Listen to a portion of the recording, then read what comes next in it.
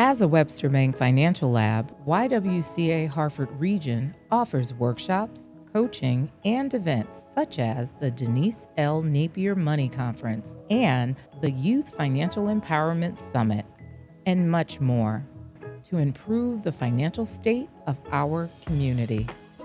Our mission is to help you master financial wellness and build brighter futures. Let's dive into our next episode. Hello, my name is Glen Davis. I'm the Community Development and CRA Officer at Liberty Bank, and I'm pleased to be here to share this community conversation about finances and things that we need to do to really provide some type of financial stability for ourselves and for our family. And I really love to talk about this topic because Liberty Bank is celebrating our 200th birthday. May 4th, 1825, Liberty Bank was really birthed in Middletown, Connecticut, as Middletown Savings, and for 200 years we've been a part of this community, Connecticut community, which makes us the oldest and largest community bank in the country, but also in the state of Connecticut. And so I think it's fitting for us to be here to have this and to share in this conversation about finances and the community, primarily because our mission statement is to really improve lives of our teammates, our customers, and most importantly, our communities for generations to come. So I'm pleased to share this conversation with my colleague, Pam Days-Lukatish, and she'll introduce herself. But we really are here to talk about finances and how you can better position yourself to be financially secure. Pam? Thanks, Glenn. Yes, I'm Pam Days-Lukatish from the Community Development Department team, and I am really excited to be here today. We love partnering with the YWCA and helping individuals get a grasp on their financial situations. Good. So, Pam, as we start this conversation, one of the things that I think is really important to just kind of level set and set the stage is that in Connecticut, pretty much in the country, but particularly in Connecticut with such a very high income levels, there's a tremendous wealth gap. And so with that, you have individuals at that lower tier, lower and moderate income individuals that are really not experiencing and not thriving financially. So what are some things, if we were to just look at kind of a checklist in terms of what people can start to do and implement in their lives so they can really begin to realize some financial security, what things would you really recommend? Well, the first thing I'd like to recommend to people is everybody can find ways to make small differences in their daily financial situations. And don't try to grasp everything all at once, but doing small things like doing an inventory of where you're at financially. Okay. Everyone needs to know where to start. Just like if someone's going on a diet, you keep a food log, see what food you're eating. Same with your finances. Take an inventory, see where you're spending your money, what money's coming in. Take a look at what you have in savings, where your different accounts are. Do a good financial checkup and see where you're at. Okay, and identify where the donuts are in your finances. So, but you make a very valid point in terms of doing this kind of financial inventory. How do values come into play in terms of how people evaluate and, what values they have and how they place values with respect to their money? Right. Well, people forget that their values really determine how they're going to spend their money or set their financial goals, because the things we value are the things that we want to achieve in life. And so, for example, if you value stability and safety, a home may be something that's one of your goals.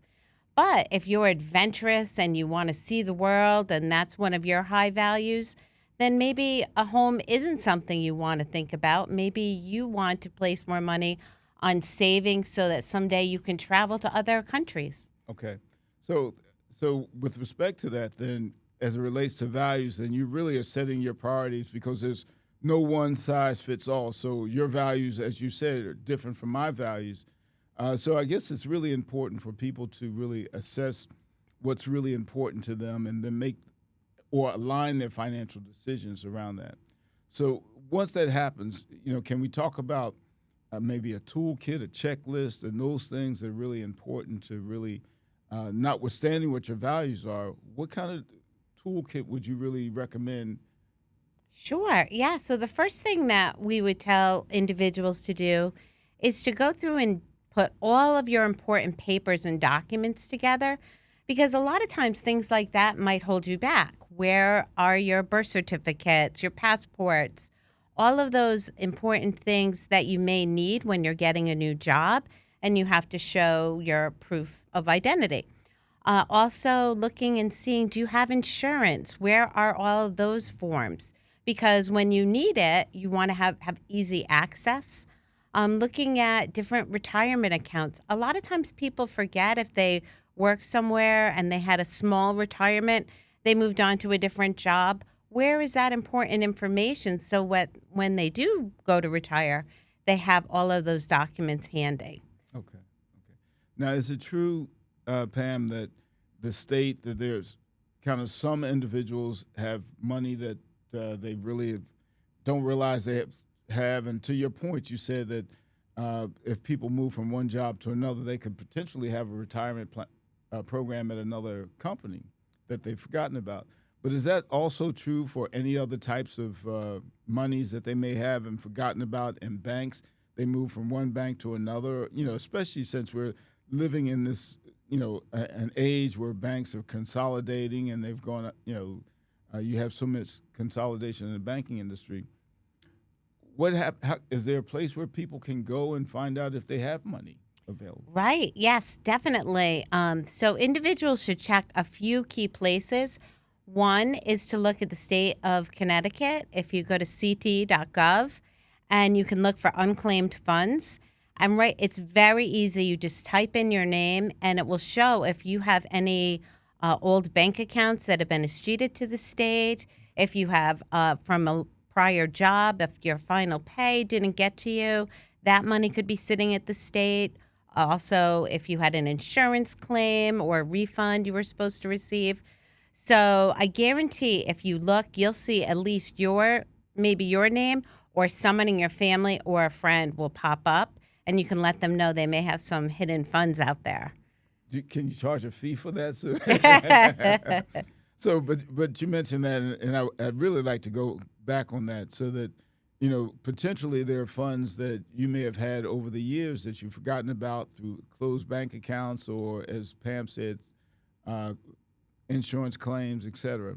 So you can go to, and I think you said ct.gov, and going to ct.gov, you can actually look at that and find if your name is on there. And as Pam said, I jokingly said that, but Pam, it's true. You could have family members that could potentially have some money that they've really forgotten about and didn't realize that they had. Right. Yeah, there are some other places you should check also. It's really wise to get your free credit report at annualcreditreport.com. Annual credit reports can tell you a lot of things. It can tell you if there's misinformation posted about you, or it could tell you if someone is using your identity to get an apartment, to try to get credit. So checking all of those things now is a really good idea. So doing that check will be very helpful. Okay.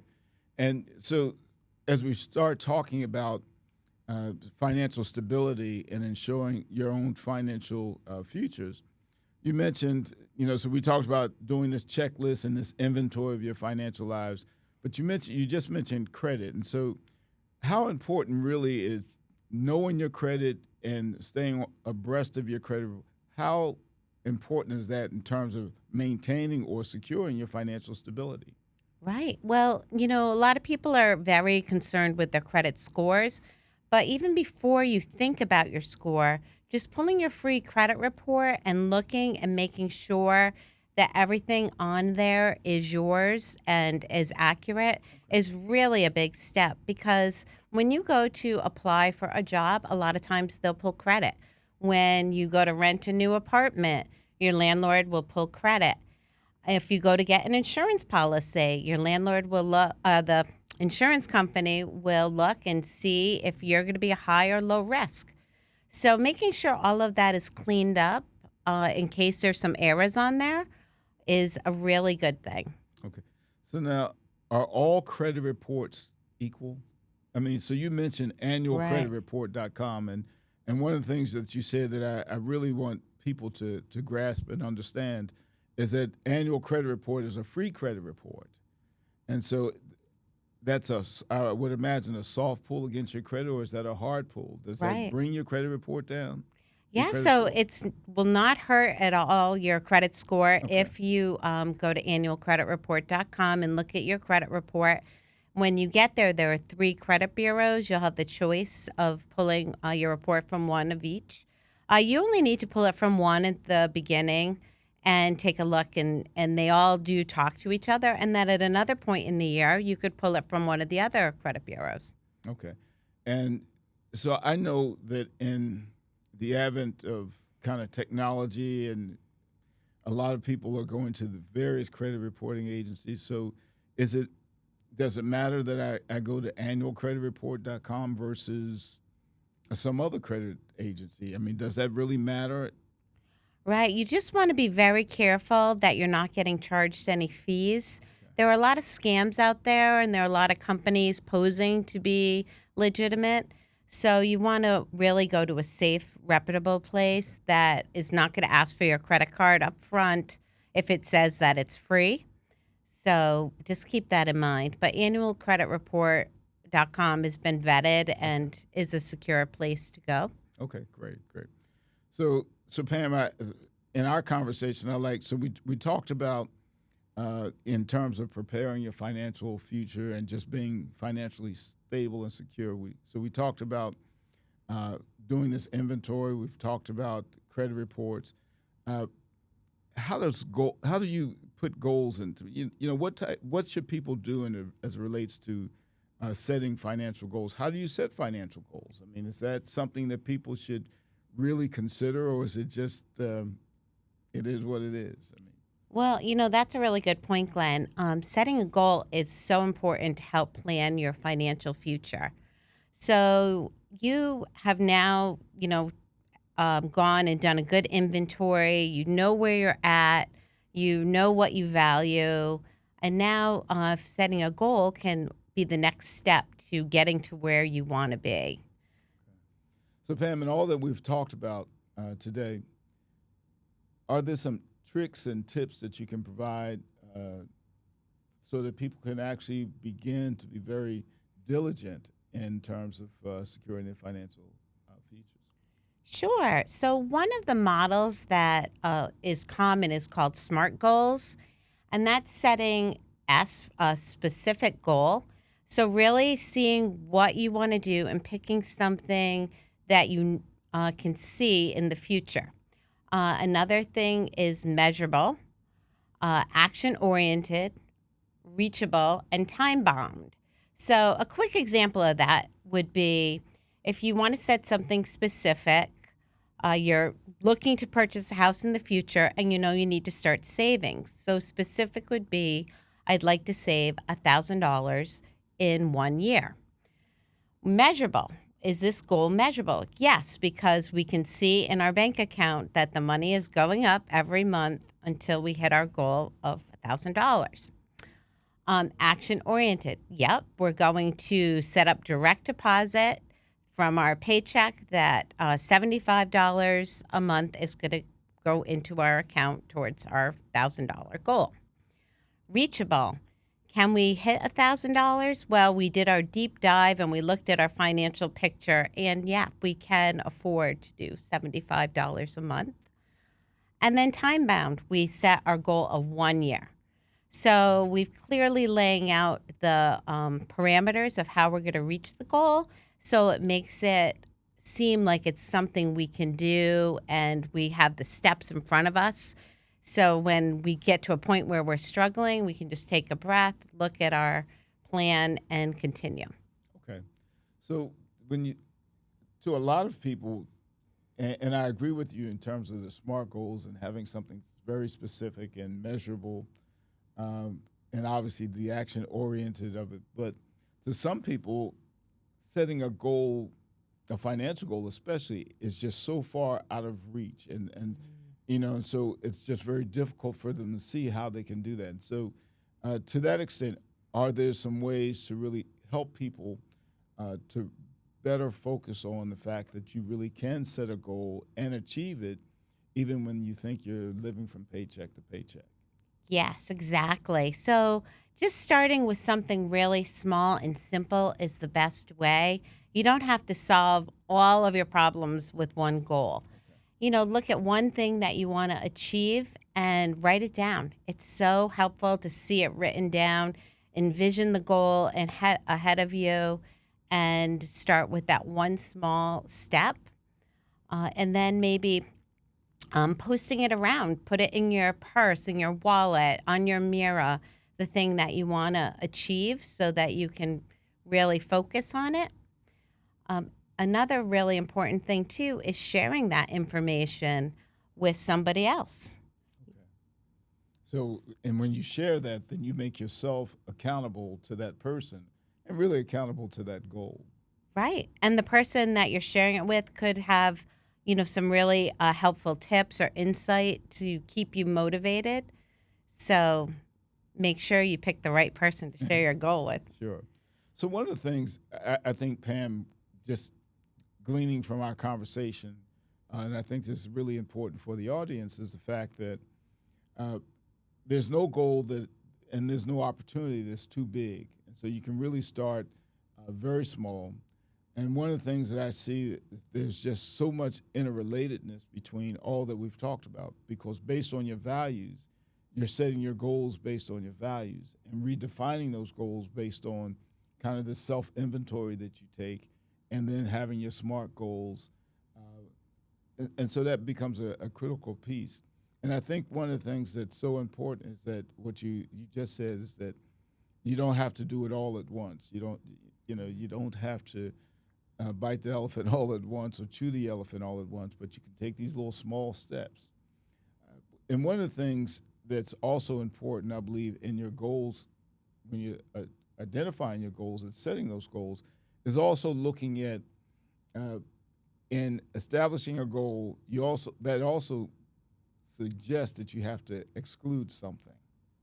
I mean, so is that reasonable to say that if I want this goal, it may mean that I have to discipline myself in an area, and there's some things, some benefits that I have to not do in order to achieve that goal. So is that reasonable to be thinking about? Right. Yeah. So there's always trade-offs, right? Okay. So there might be something that you have to give up in order to get the end result. And what we do now is going to determine what we have in the future. So doing those small things in the short run will really help you be successful in the long run. Okay, great. Yeah. So what's next? What happens after that? Right. Well, so everybody's on track to complete their financial review. Take a good look. Think of what the goals are you want to achieve and write them all down and start making your plan. But another really important thing is picking your team. Who is going to be there to help you out? Your close friend, your family members, but who else? You can always talk to your banker. You can rely on the great programs that are here at the YWCA. Take advantage of those that are out there for you. Find another mentor in the community that you really respect and admire their financial choices, and ask them to kind of help coach you along. So getting a good team is a really great next step. Good. And that really talks about even Liberty Bank's relationship with the YWCA, is the fact that in the YW's mission, I guess, is the word empowering. And that's really close to what we're talking about at Liberty Bank in terms of empowering our communities. And so doing that, really, that partnership is really, there's an alignment in our partnership, because we're really trying to impact and influence and change the lives of generations to come, which is really the same thing that the YW is doing. So that the partnership is really kind of a natural alignment for both organizations. And we're just really pleased to be in partnership with the YW for that reason. So, Pam, we've talked about setting goals and what those SMART goals are, and we've really talked about other influences. You went over credit reports. We've talked about what's really important is understanding your values and how that really plays into the overall picture of developing your financial posture or picture. So now we'd really like to talk about, staying focused and things that we really need to do to stay focused on your goals. And I'd really like for you to talk about this because it's so important to recognize outside influencers like advertisers. So how does that? So we're going to talk about recognizing the tactics that are used by advertisers. We're going to talk about noticing when you're being tempted. And that really kind of goes back to understanding your values. So we'll talk about that. And then how do you control your environment? And then we'd like to understand about how you build in a pause in all of these things. So looking at that outline, talk to us a little bit about advertisers and what we can expect and what you really see happening in the industry. And what's kind of, I say natural, but it's natural in a way that's really drawing us away from our focus and goals. So Right. How do we stay focused when we have advertisers all around us? Well, I think the number one thing, Glenn, is that you really need to know yourself and what tempts you and what doesn't. We all have things that we're really interested in, and sometimes when those pop up, we might lose our self-control. So advertisers seem to now be the big brother and know what we're thinking and what we like, and those things will pop up on our phone immediately. I love to shop, so I must get 1 million pop-ups in a day for shopping. And I have to be really careful because with today's technology, it's so easy. With a couple clicks, I can buy a whole new wardrobe and not even realize it. So being careful when advertisers are coming into our social media feeds, in our internet, when we're looking for something that we might even need to be doing for work, it could pop up and lead us astray from our goals. So noticing when you're tempted and kind of building some strategies to hold back. So when that happens, how do you, and I know that it's around discipline, so you have to have that discipline, and you always have to have, and I think going back to just having your goals set, so you really have to be focused on those goals and singularly focused on those goals. But how do you build in a pause? And what, if we were to talk about and instruct people about building a pause, how do you actually do that? Right. Well, I think it's before you make any financial decision, taking that minute to stop and think about it. And maybe a minute isn't enough. Maybe wait 24 hours before you make a large purchase or sign up for, any thing that's going to impact your budget. Some people can do that easily. Others find it more difficult. So I often tell people who are looking to get a credit card, yeah, a credit card might be great to help you build your credit, but if you don't have enough discipline not to use that card when you're shopping or out with friends for dinner, then a credit card isn't good for you. So whatever works for you and your style is what you really need to focus on, but taking that break and thinking about things before we buy. Okay. So it's really, setting the goals is important, but it's really being really in touch and in tune with yourself and knowing those triggers and knowing what things, those inclinations that you might have, and really setting a plan to not do those things. So almost like dieting, and are you trying to starve yourself though? I mean, Right. is that, are you starving yourself from some types of pleasures? Right. Well, I think it's really important to always build in a little reward for yourself when you've, worked hard, you're getting on the right path to your goal, allowing yourself to do some things so that you can still succeed, but, not actually starvation. But one thing that's really important too is to pick the people who you're going to be around, right? Because if you're with a bunch of people who like to spend all the time and are reckless with their money, that's going to encourage you to do the same. So trying to be with like-minded people, people who may have similar goals that you have, will really help you stay on track. Okay, great. So let's move a little bit now. We've talked about goals and various things, but let's talk about spending and savings, budgeting. And so I'd like to really incorporate that. I have this philosophy, this theory.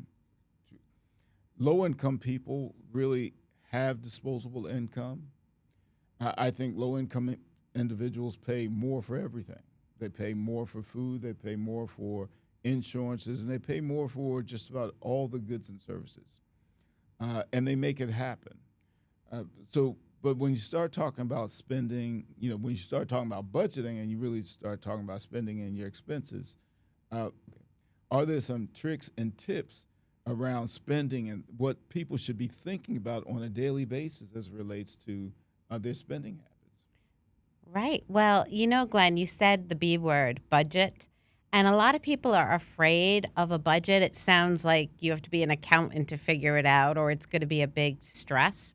But if you think about your spending as more of just a plan of how you want to spend your income, it really makes it easier. So taking a good look at how much money you have coming in, what is your take-home pay, are you having the right amount coming out in taxes, can really make a difference on the income side. And then look where you're spending your money.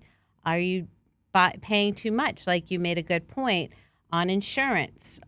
Maybe you should call 3 or 4 different insurance companies and have them price your policy.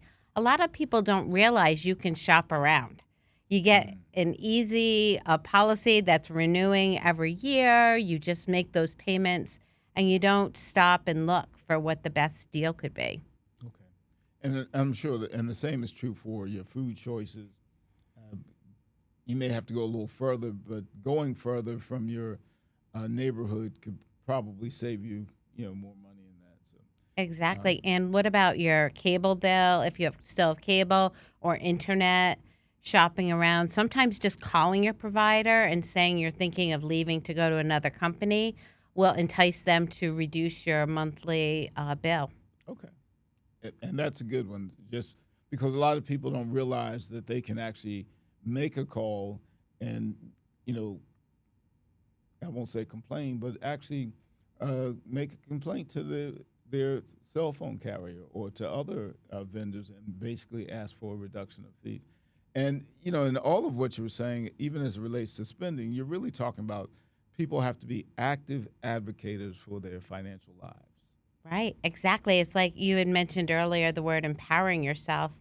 And that is so important, really, to empower yourself to make all these choices and to stand up for yourself. Great. So we've talked about spending and those types. Inevitably, life happens, and that happens. So what do you do when money is short? When, as they say, you have more month than you have money. And so and that inevitably that happens. Some of those things are directly attributed to some lifestyle choices, but some things you just can't happen. It's just a function of life. So what do you do when money is short? And again, getting back to those tricks and tips, what do you do? Right. Yeah, and that happens to everyone, really. So first thing, don't be discouraged. Everyone's going to have a little setback on the road. But taking a look and seeing there's 2 things we can do. We can either increase our income or decrease our expenses.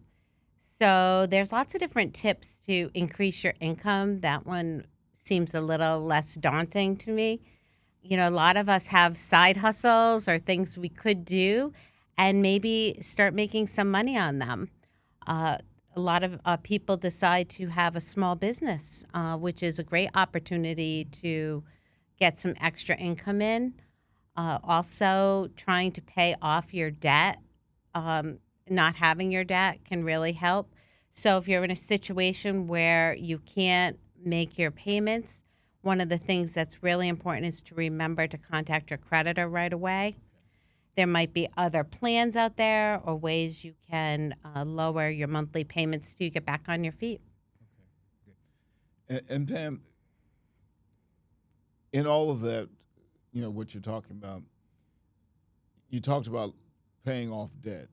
Is there a strategy? And many, a lot of people have debt. Is there a strategy that you can talk about to help people pay off debt? I mean, I've heard of a number of strategies out there, but what's good? Yeah. Right. Well, one of the things to always keep in mind is there's not a quick fix. Okay. And that's one thing that everybody, wants something that can happen immediately.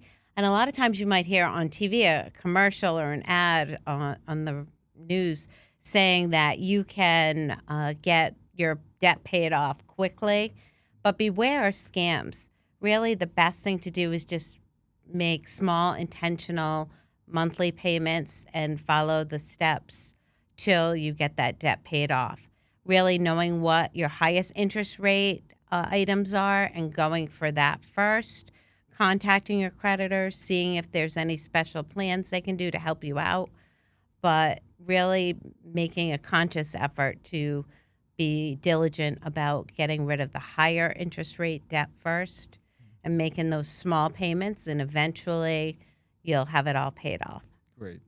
And one of the things I'd like to add to that is that as it relates to credit cards, if you always make the minimum payment, it will take you probably twice as long to retire that debt. So you always want to, especially as it relates to credit cards, to pay more than your required monthly payment. Exactly. Good. So let's be strategic. As we were talking about building financial strength and stability, Pam, you've talked about writing out a budget, and that's really where it all starts, knowing what money you have coming in and what money is going out. You talked about staying focused on your goals. I mean, that's key. And then you have to really be consistent. So you have to continue to do things over time, and that consistency builds in a discipline. And I think that's really where people need to understand is that the more consistent you are, the more disciplined you'll be, and the more focused you'll be around your financial goals and the likelihood that you'll achieve those. And then I like the fact that you said you have to have a good team around you. And so it's really important that you build your money team, you call them that, and those are your individuals that you can go to, that you make yourself accountable to, and that they're accountable to you. Anything else that you think would be helpful, especially when we talk about building and empowering our communities for generations to come? Anything else that you think would be helpful? I think the biggest thing is just to stay the course, be consistent. I know a lot of times, we do have setbacks, but remember, there's always somebody that you can talk to. There's always another program out there that you can attend. Never stop learning, and, hang in there, because your goals will be attainable. It's just a matter of staying the course and doing the small steps every day. Okay, great. And one thing we really didn't talk about that's kind of implied in our conversation, so I'd like to bring this up, is how important is having a banking relationship? Right. Oh, yeah. Your banking relationship is so key, right? Because nowadays you can do everything on your phone. You might not even know who your banker is, but your bankers have such great resources for you. They offer classes and programs that are free. At Liberty Bank, we have a lot of different programs that are open to the public and free to help you meet your financial goals. Thank you, Pam. I'd like to thank our guest today for reminding us once again that financial literacy isn't about mastering everything overnight. It is about developing habits that can lead to long-term success. Thank you, Glen and Pam, for leaning into your motto of be community kind.